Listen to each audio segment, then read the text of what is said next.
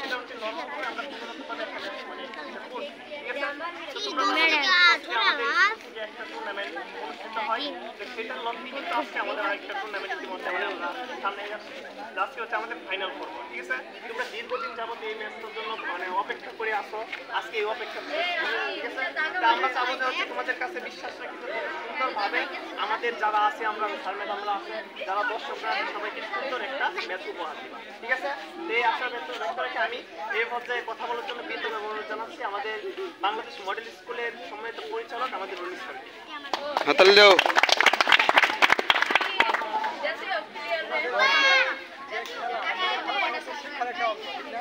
আমরা খেলার মাধ্যমে আসলে অনেক কিছু শিখতে পারি, হ্যাঁ, যেমন শিষ্টাচার, বিভিন্ন গুণাগুণ এই খেলার জন্য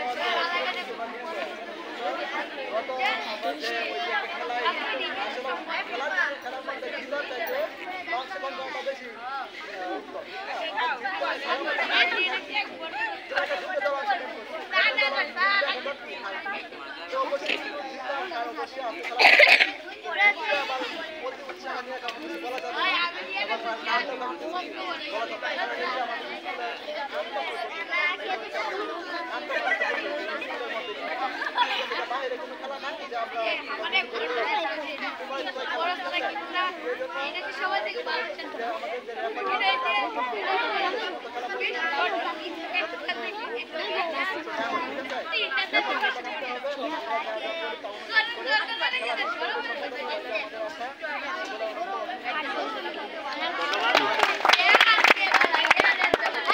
সকলেই মোটামুটি এই মাঠটার সাথে পরিচিত। এই মাঠটার মধ্যে কিভাবে খেলা হয়, তোমাদের মনে করছে লাইনটা কোন দিকে কেমন, বা হচ্ছে আউটের দিকে কেমন, সব কিছু সম্পর্কে তোমরা সবাই অবগত, ঠিক না?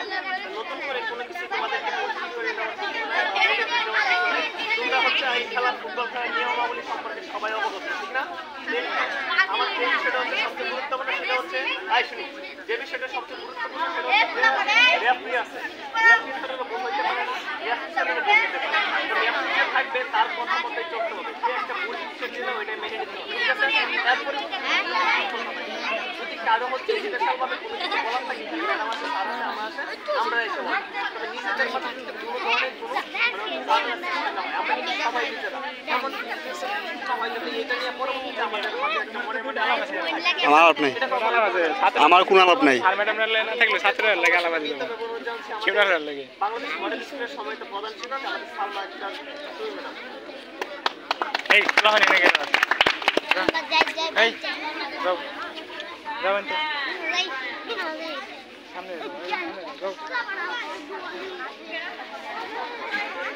नहीं बजेगा रह गया भाई, खेला खेला